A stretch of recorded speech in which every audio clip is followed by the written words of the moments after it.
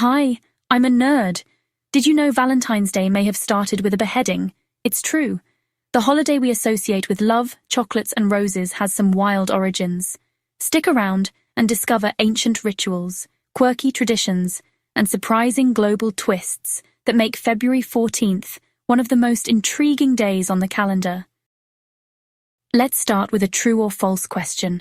Valentine's Day honors a single Saint Valentine. What do you think? The answer is false.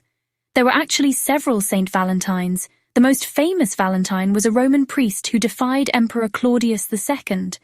You see, Claudius had banned marriage for young men, believing single soldiers fought better.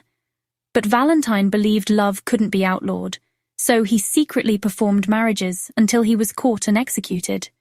According to legend, while in prison, he sent a note to a young woman signed, "From your Valentine." Sound familiar? Okay, so, why February 14th? Some say Valentine was beheaded on February 14th, 269 AD. Others believe the date was chosen to Christianize an ancient Roman fertility festival called Lupercalia.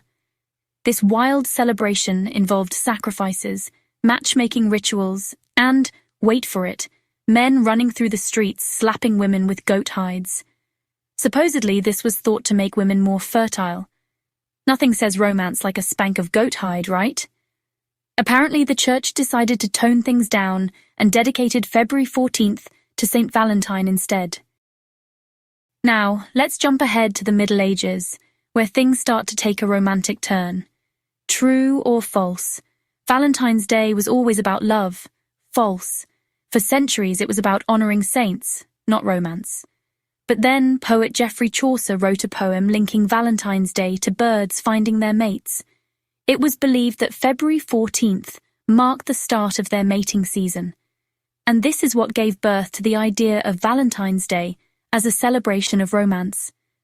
By the 15th century, people were exchanging handwritten love notes. One of the oldest surviving Valentines comes from Charles, Duke of Orléans, who wrote to his wife while imprisoned in the Tower of London in 1415. Imagine receiving a love letter from someone in a medieval jail, romantic but also kind of heartbreaking.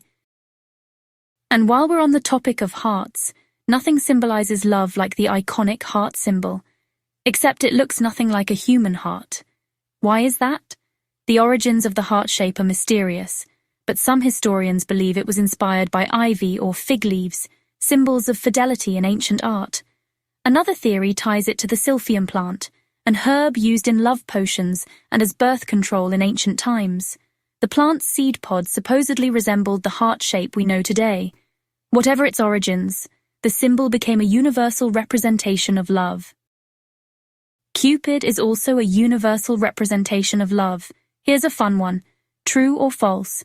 Cupid has always been a cute, chubby cherub. False. Cupid actually started as Eros, the Greek god of love and desire.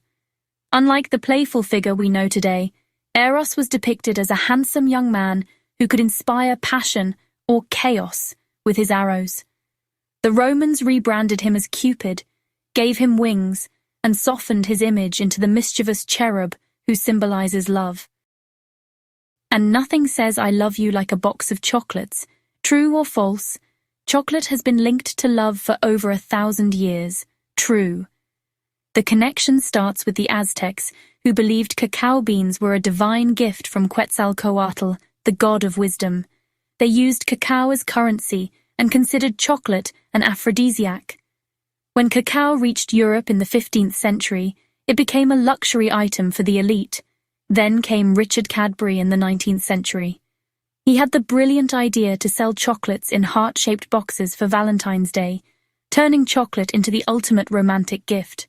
Chocolates aren't the only gift. What about cards?